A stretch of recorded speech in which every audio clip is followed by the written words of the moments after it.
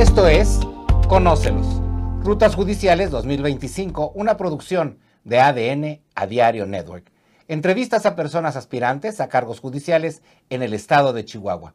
Hoy nos acompaña Isaías Flores Gómez, quien es aspirante a desempeñarse como juez penal dentro del proceso de elección judicial. Conduce esta conversación su servidor y amigo David Gamboa. Gracias por acompañarnos, candidato. Vamos directo a las preguntas. Gracias.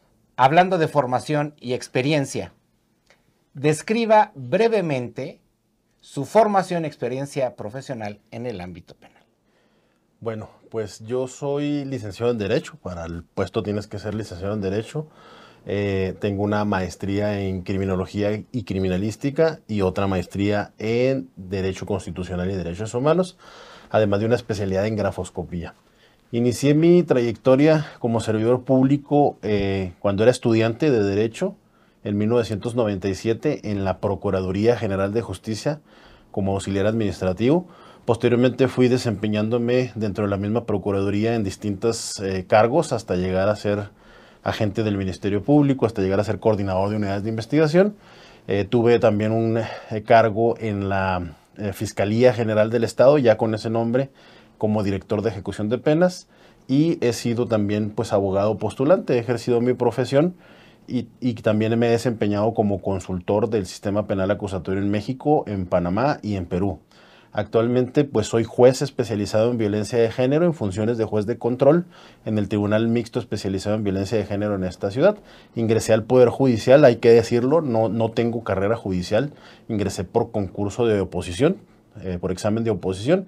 En el año 2018 se dio la convocatoria y entré en funciones el 16 de enero del año 2019 hasta el día de hoy desempeñando esta función. Además soy catedrático en diversas universidades del país y actualmente pues también docente de Derecho Constitucional y Derechos Humanos en la Universidad Autónoma de Ciudad Juárez. Muy bien. Si hablamos del rol judicial en la justicia penal, ¿cuál considera que es el papel fundamental de un juez o magistrado penal dentro del sistema judicial? Bueno, el rol es muy claro. El juez es quien resuelve cualquier situación que es puesta a su consideración en el ámbito de su competencia. En el caso de los jueces penales o magistrados penales, en su caso, los jueces penales resolvemos todas las peticiones que tienen que ver con la comisión de conductas delictivas. Tenemos dos funciones, somos jueces de control y somos jueces de enjuiciamiento.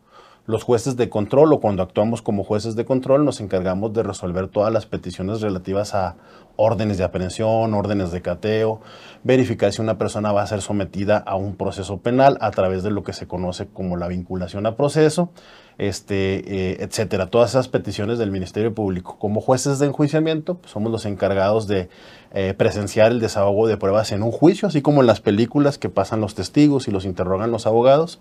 En este caso, pues nosotros no tenemos jurado en nuestro sistema, es el juez el que observa el desahogo de pruebas y al final toma una decisión respecto a si la persona es o no responsable del delito, como se dice en las películas, culpable o inocente. Eso es un término más cinematográfico y en la realidad pues hablamos de responsabilidad o no responsabilidad.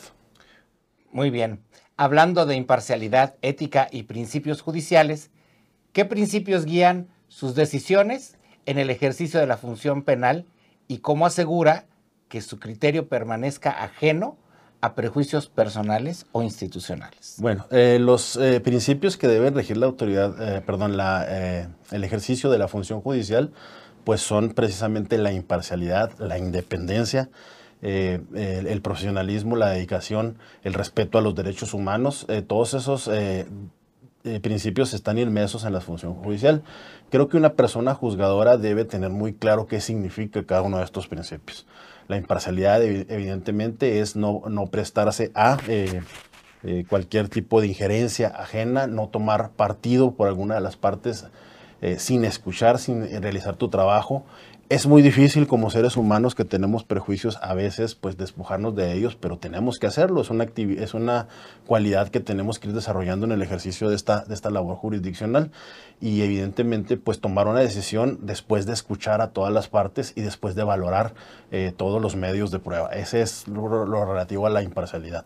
La independencia judicial es una característica, un principio muy importante, que no haya injerencia de otras personas o de otras instituciones en tu trabajo. En lo particular, yo te puedo decir que en el tiempo que tengo como juzgador no he tenido ningún tipo de situación en la que alguna persona haya querido influir en mis decisiones y aunque hubieran querido hacerlo, pues evidentemente no lo hubiera hecho, porque creo que en este trabajo nosotros decidimos sobre la vida de las personas. Y no solamente de las personas enjuiciadas, me refiero no solamente a los acusados o imputados, sino que lo que tú decidas respecto a esa persona tiene que ver con incluso toda su familia. Entonces, bajo esa perspectiva, como jueces, como personas que deciden sobre la vida de otras personas, tenemos que tener bien claro que lo que estamos haciendo va a impactar en su vida y por ello tenemos que ser muy, muy, muy metódicos, muy profesionales respecto a la decisión que vamos a tomar. Hablemos ahora de denuncias falsas sobre género y presión social. En los últimos años se ha registrado un aumento de denuncias penales sin sustento, muchas de ellas amparadas en legislaciones de género y visibilizadas por redes sociales, medios y colectivos. ¿Cómo puede el Poder Judicial actuar con justicia y equilibrio ante estos fenómenos sin ceder a la presión mediática ni a intereses de grupo y garantizando los derechos de todas las partes? Bueno, aquí tenemos que hablar precisamente de este principio que es la independencia judicial y la imparcialidad. Si te fijas, están inmersos en toda nuestra labor, en toda nuestra función. Creo que más allá de lo que pasa mediáticamente, más allá de lo que pasa afuera de un juzgado, nuestro trabajo se centra en lo que pasa al interior de esa sala de audiencias y en lo que el Ministerio Público aporta y en su caso lo que la defensa aporta. Y hacer la valoración de esos medios de prueba y tomar la decisión, sí, con metodologías que se han ido implementando como protocolos relativos a la perspectiva de género, que dicho sea de paso, hay una falsa información respecto a lo que es la perspectiva de género, no es favorecer a la mujer, entendiendo que el género no nomás hablamos de mujer, aunque la mayoría de las víctimas de delitos de género son mujeres, no solamente hablamos de mujeres. Entonces no es favorecer a la mujer, eso no es perspectiva de género.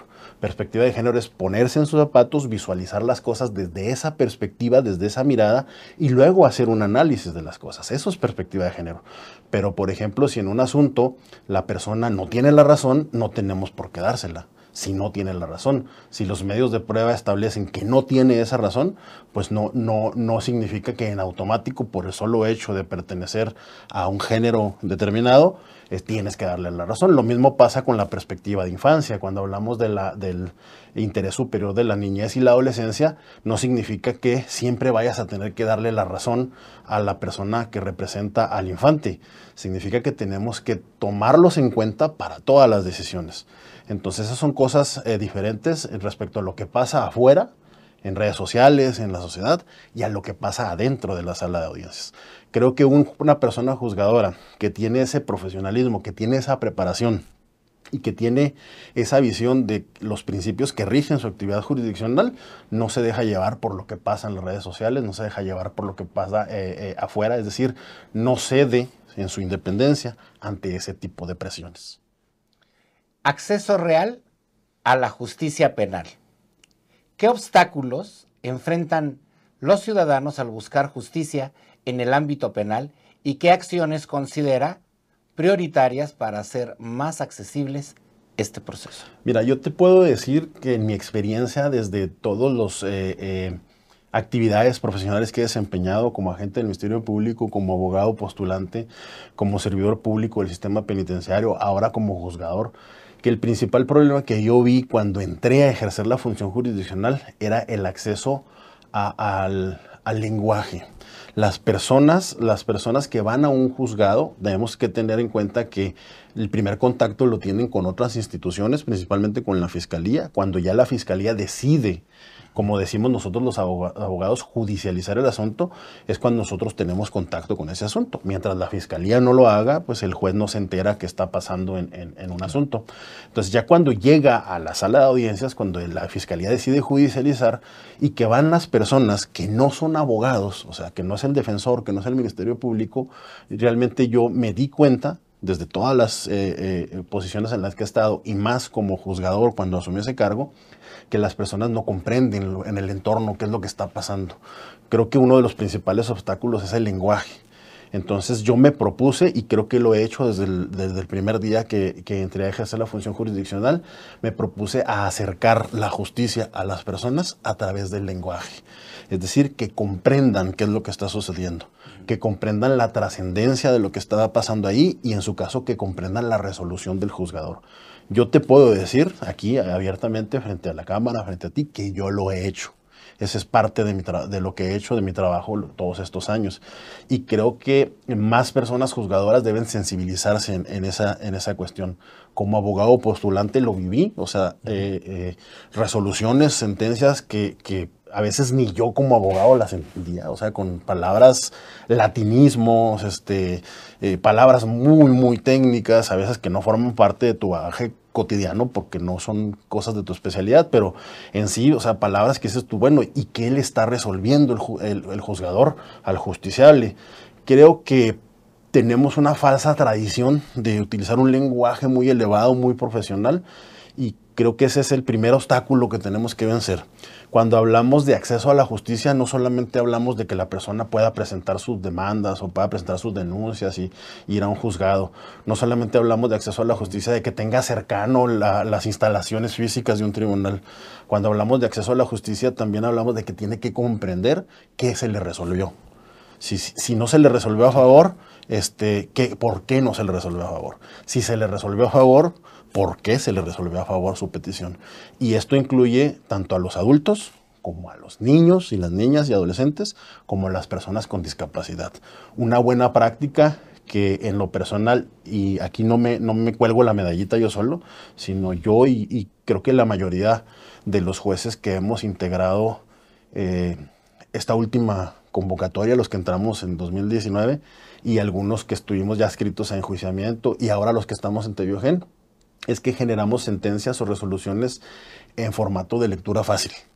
Es decir, una vez que terminamos la resolución, generamos en palabras entendibles para un niño o una niña o incluso una persona con discapacidad qué es lo que sucedió en su asunto y qué es lo que resolvimos.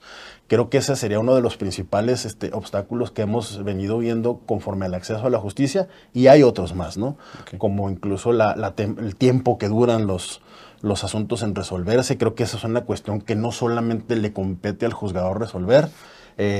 Hay cuestiones administrativas inmersas y que creo que podemos trabajar en eso. Pero el segundo obstáculo pues sería eso, ¿no? Lo que percibe la ciudadanía como lentitud, que a veces también tiene que ver de tiempos establecidos en leyes que nosotros tenemos que respetar. Y, por ejemplo, si al ciudadano tú no le explicas que hay un tiempo específico que dice la ley para que se lleve a cabo un acto procesal, pues entonces el ciudadano percibe que hay una lentitud. Entonces, creo que esos son los dos principales obstáculos que tenemos en materia penal referente al acceso a la justicia y los tiempos en los que se resuelven los asuntos. ¿Qué mensaje final desea compartir con la ciudadanía que lo escuchará antes de decidir su voto? Bueno, yo quiero primero presentarme. Mi nombre es Rigoberto Isaías Flores Gómez, ese es mi nombre completo. Así aparece en la boleta. Bueno, aparece Flores Gómez Rigoberto Isaías. Aparezco en la boleta para jueces y juezas penales. Es una boleta como color rosa, color lila, es un color rosa medio raro, con el número 60. Soy un juez en funciones, eso significa que a un lado de mi nombre vienen dos letras, la letra EF. Hay dos columnas en la boleta. En un lado aparecen las mujeres y en otro lado aparecen los hombres. Es importante que la ciudadanía sepa que puede elegir 5 mujeres y 5 hombres. O sea, no solamente puede votar por una persona. tiene 10 opciones de voto en esa boleta y 5 corresponden a mujeres, 5 corresponden a hombres. Yo les pediría que una de esas personas sea yo, el número 60. ¿Por qué? Porque te voy a contestar una pregunta que me han hecho consistentemente al enterarse que soy un juez en funciones. ¿Por qué no declinó? O sea, había opciones para que declináramos y nos retiráramos ya de la función judicial. Creo que es una cuestión de principios. Creo que la dignidad no se negocia y creo que la justicia no se abandona a medio camino. Creo que aún hay mucho trabajo por hacer. Creo que aún puedo dar mucho de mí a la justicia. Creo que lo que he construido en estos 6 años ha sido benéfico. La mayoría de las personas creo que tienen una opinión positiva de mi trabajo y eso me impulsó precisamente a no dejar abandonado este trabajo. A no decir, ya me voy, hubo una reforma, sí, no estamos de acuerdo, o no, sí estamos, o lo que sea, lo que dicen todos, ¿no? Ya me voy, y ya ahí nos vemos, y ya que vengan los que vienen. No, creo, y te lo repito, y le repito a las personas, la justicia no se abandona a medio camino. Y eso me llevó a participar en esta elección, y por lo tanto, por eso quiero pedirles el voto para continuar trabajando como lo he hecho desde el 16 de enero del año 2019 hasta la fecha. Soy el número 60 de la boleta rosa para jueces penales, Distrito Judicial Bravos, integrado por los municipios de Juárez, Guadalupe, Ahumada y Praxedis Guerrero, para continuar en esta función. Muchas gracias a todas y todos por su confianza y los espero el 1 de junio en las casillas con su voto para seguir trabajando y terminar lo que empezamos hace 6 años, continuar sirviendo a mi país, a mi estado y sobre todo a este distrito judicial, a los municipios que lo integran desde la función jurisdiccional, con experiencia, con sensibilidad y con humanidad. Gracias por acompañarnos en Conócelos, Rutas Judiciales 2025, una producción de ADN a Diario Network que contribuye a un voto más informado, libre y justo. Yo soy David Gamboa